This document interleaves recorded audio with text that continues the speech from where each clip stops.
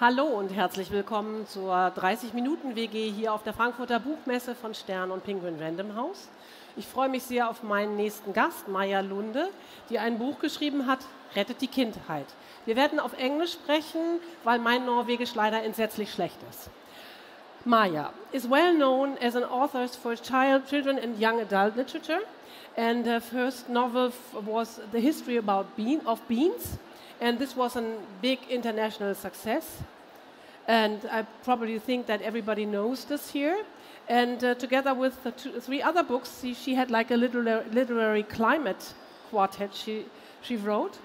Maja lives in Norway and she has three sons. They are 21, 17 and 15. And now you wrote a book about childhood. Why is childhood under threat? Well, we have let the tech giants take too much space in our children's lives, as well as in ours. So that's why I think we need to sort of put on the brakes when it comes to technology. This is a book about children and screens. Can you please describe a little bit how it works in Norway? Because I think there's a big difference. You in Norway are way ahead of Germany, like digitalization in schools. And how is the situation? Well, first of all, on the free time, Norwegian children and teenagers are using more internet than any other children and teenagers in Europe. So they're super users. And second, we have digitalized the schools in more than any other countries. I would say 98% of the kids in Norwegian schools, even from primary schools, have their own device, and they also bring it home. So it's really, I feel like Norway has been the digital lab of Europe, actually, when it comes to the childhood. I have to say I didn't know that, and I just checked how the situation in Germany, and there's a new studies, like 27% of teenagers use social media more than 5 hours per day, and 73% say that they use the smartphone more than they want to. And you said you describe yourself also like a news junkie, but you reconsidered your way of looking at news. Well, yeah, I call myself an infoholic. And I find this really difficult too, and I think most of us do. I mean, we all feel addicted to our smartphone and to social media and to algorithm-driven content. And we do think it's getting more and more uncomfortable to sort of have Mark Zuckerberg in our pockets. And when we can't handle this, when we can't handle the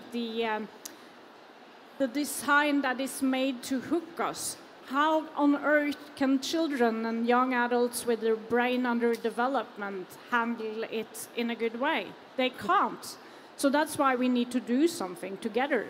What actually happens to the brain when we use this? Why is this like any other drug, you say? Well, whenever you open an app and you get the surprise, there's this small rush of dopamine in your brain, and that hooks you. So you want to go back to the app and have that dopamine kick again. And that's what keeps us coming back. And also the apps work like slot machines. You never know when you will have the surprise. And the human being we really get hooked when we don't know if we will have the kick. And that has been very, very good for us earlier when we were hunters. That was what kept us going for hours. This variation in awards. But now the app companies and the developers in Silicon Valley and China, for that matter, they use this. They know this about our psychology, and they use it to get us hooked. Because on the internet, our time and our personal data is the products. So we are the products. When something's free, actually you are the product. And are we in a way too naive to not think about this? At least in Norway, we have been very naive. we have just welcomed it and been sort of almost in love with, you know, the new nice Apple products. And I think that has been similar for a lot of other countries, even though, as I think you have had more critical voices in Germany than we have had in Norway. You've been talking more about GDPR, for example, also maybe because of your history. But in Norway, we just been everything from the United States is cool, and this is, of course, we have sort of adopted the marketing language of the tech giants. You're totally right. We have some critical voices, but if you just look around, everybody's staring at his smartphone. And of course, we have the discussion going on that we are too critical and maybe we are kind of behind, as we are behind in so many things these days. So maybe we are not behind, as I understand you. Well, at least, I mean, if we talk about school digitalization, as I said, almost all children in Norway have their own school device. It's a one-to-one situation? It's a one-to-one situation. Okay. And that has happened even though there are very little research that shows that this gives better learning. It has happened because there have been very eager salespeople from the big tech companies trying to push this into the schools. And all critical voices have been sort of lowered, and all arguments against it have been, you've been told you're not part of the future. Yes. When you try to be critical. But we have seen it, we've really seen it on the learning results. All the different learning results are going down. You say something like PISA and so on? The PISA results are going down, the international reading study pearls. And it's about being on the smartphone, being on the screen all the time? It's about both what happens at home and what happens in school. Okay. So when kids end up spending so much time at the screen, they lose so much, both at home and in school. So it's just too much. What do they lose? Well, we know that to be happy and to develop in a good way, there are three sort of pillars in life. You need enough sleep. 85% of Norwegian teenagers sleep too little. Well, I think there are a lot of German kids who don't sleep probably as well as all. And you need to move. You need to exercise. And 9 out of 10 girls and 8 out of 10 boys move too little. And you need to be with friends. You need social balance. You need to rehearse. I mean, to be a social being, it's a lot of exercise. You know, you need to practice it. And they lose this practice because they are much more at home and they play much less outside. And Norway is a safe country. Almost every kid in Norway can just go outside in their neighborhood and play for free. And they lose this free play. And therefore, they also lose social competence. Okay, and you even call them, this is a sad generation. Yes, and we see it, and that's not only in Norway, that's in a lot of countries, that they have more psychological issues, they have more anxiety, more depression, eating disorders. So yes, it's a sadder generation. Of course, it's not like you can't generalize, but when you look at the number, when you look at the health numbers, a lot of numbers are pointing in the wrong direction right now. It's the same here. I mean, I've looked for studies about German kids, and here 60% of the teenagers say that they themselves see negative impacts on mental health, like the way they can concentrate. Also, their academic performance in school goes down because of being so much in the internet. And so there's a clear link between mental health and the way the time we spend on the phone, on the smartphone or in the internet. Well, I think we have sort of underestimated the concept of time, because you only have 24 hours during the day. And what do you want to use it for? And what do kids need? And they need to play. They need to be with friends. They need to sleep. They need to exercise. And when digital content and the screens take up so much of their time, there's actually not enough time left to do what they need to develop in a good and healthy way. Here in Germany, you can probably see this also in Norway, you can see mothers and fathers staring on their phone instead of interacting with their small child, and the child tries to get the attention of the parents. What happens to the child in those situations? What's going on there? Yes, and we've all seen that, I think, and maybe we've been that parent too. I'm too old. But it destroys the communication between parents and children, especially for small children. Research actually also says that it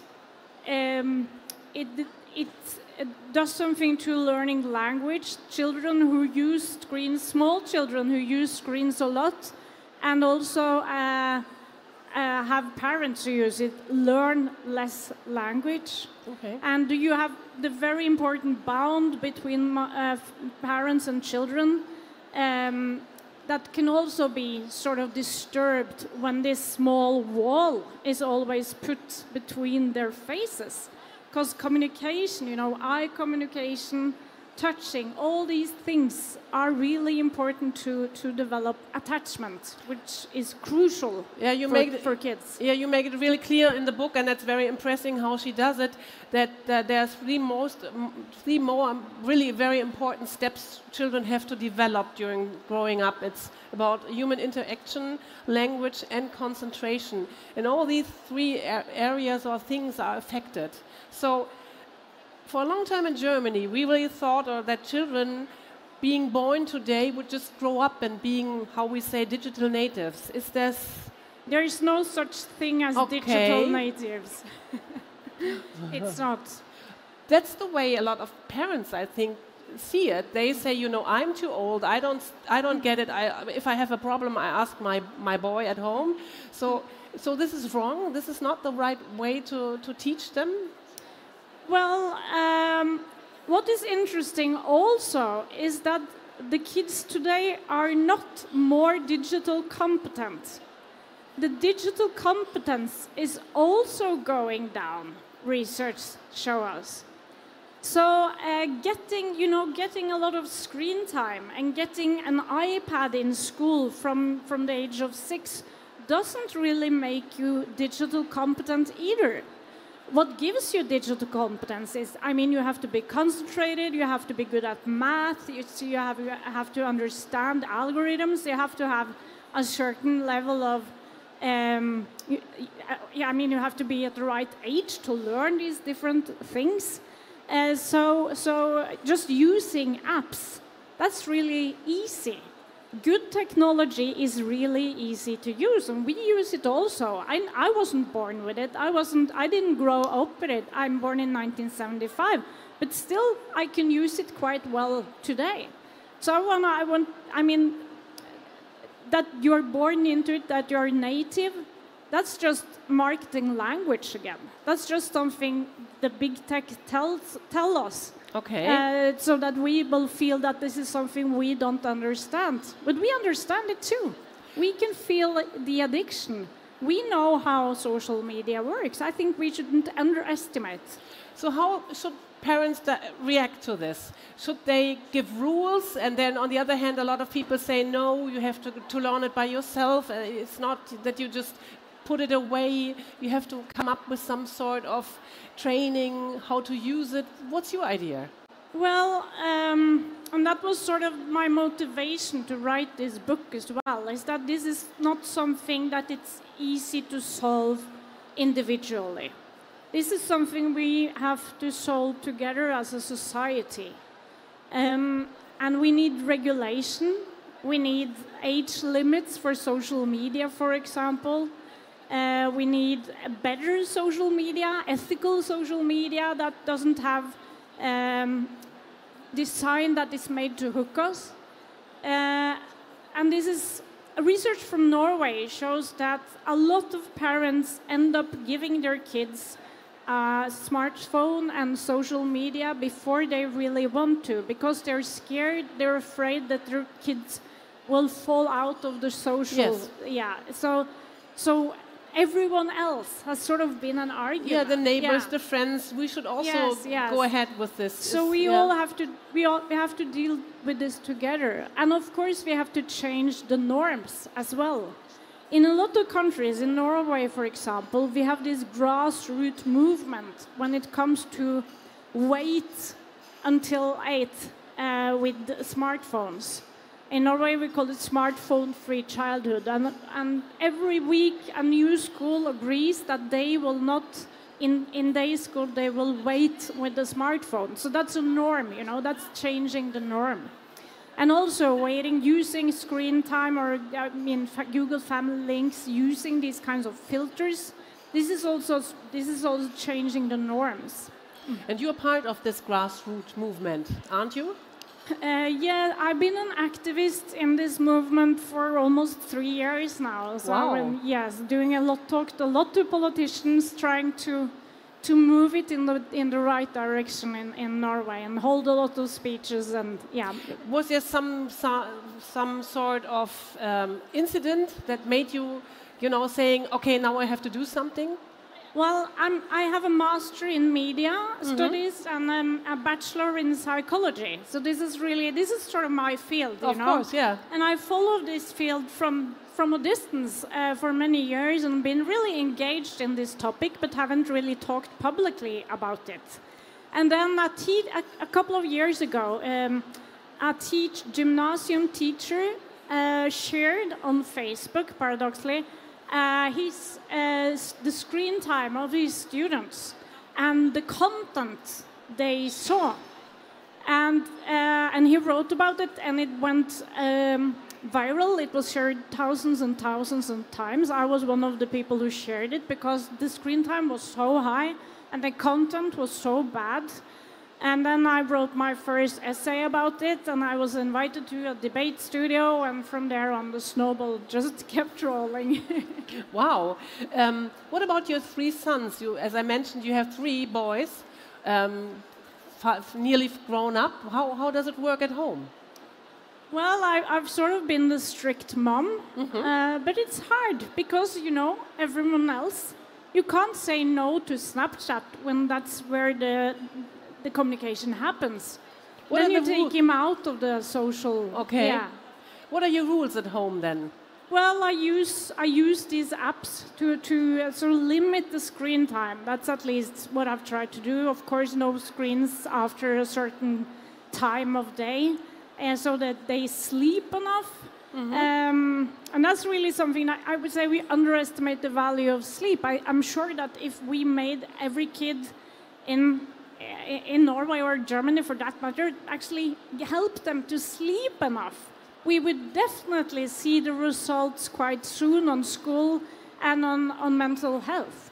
In Germany, we have a discussion going on about the ban for social media, like being at the age of 16 or even 18 or whatever. What do you think about this? Is this a good idea? We definitely need age limits on social media and on pornography, which is a huge problem as well, that kids are exposed to hard pornography when they're small. So this is something that we should do really quick. But also we need to change the norms, and that's something I'm sort of confused by in Norway, is that we have these screen advices for parents on how many hours a day the children should be the maximum screen use. But we don't have these 2 simple advices. That is, the first is to wait with the smartphone until 13, 14. And then the second is to wait with social media until you're 15, 16. So 16 would be the age when you say it's okay. So as I read, there like half of the German teenagers don't have any regulations. They do it by themselves. And as I understand you, that's not the way it should work out. It won't work. We need to talk about the regulations, and I think also we need to learn the parents how to regulate. And this, this should really be a topic for the health organizations.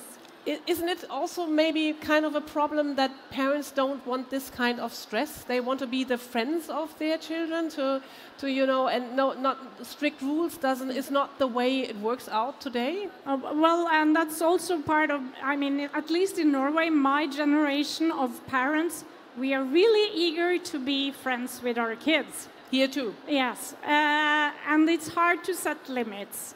But the paradox is, when you give a smartphone to your kid, you get a lot of conflict. And then you have to deal with that conflict all the time because the child would always want more screen time. So that's also why I think wait with a smartphone is such a good advice, because then you don't have to stand in these conflicts. Okay. You don't have to regulate, you just wait. In Germany, we are thinking about banning phones from school. Is that a good idea? Does that help? Would you suggest? We already did that in Norway. Okay. Not through law, but through advice from the Minister of Education. So she said she strongly, and the department said they strongly recommend phone-free schools. And that happened overnight, and it really helped. And the teachers are the students too. But that said, when every kid in Norway have their own device, they can still, in a lot of cities in Norway, the devices don't really have good filters. Okay. So they can still use social media and Netflix and YouTube and Reddit and Yodel on the school device, which is crazy. I could talk for hours to you, but I have one short question. Do you have any kind of advice? In Germany, we think we are kind of behind in digitalization. What can we learn from you in Norway? You're not behind. You have done it in a wiser way, I think. Yeah. We've done it in a wiser way. I didn't know that. I mean, this is no stress. We didn't have it in school, and still we know how to use the tools that we need today. Also, just relax. You have to know that what you do with children and school is actually based on knowledge and on research. Don't do any large overnight changes. And don't use marketing language. Do not listen to the arguments from Apple and Microsoft that this is the future and we have to be on this train before it leaves the station. This has come to be. Arguments like that is not real arguments. We need better arguments. So I now feel much better about our way. And thank you very much for giving us such insights. Vielen Dank. Hier von der Frankfurter Buchmesse. Die Talks können Sie auch alle abends sehen im Stream oder auch hören in Zukunft als Podcast. Und nach einer kleinen Pause wird es hier gleich weitergehen mit Hauke Friedrichs und Rüdiger Barths. Ganz anderes Thema, Krieg in Deutschland. Was wäre, wenn das hier so passieren würde? Und moderieren wird das Bärbel Schäfer. Ganz herzlichen Dank Ihnen und viel Spaß noch.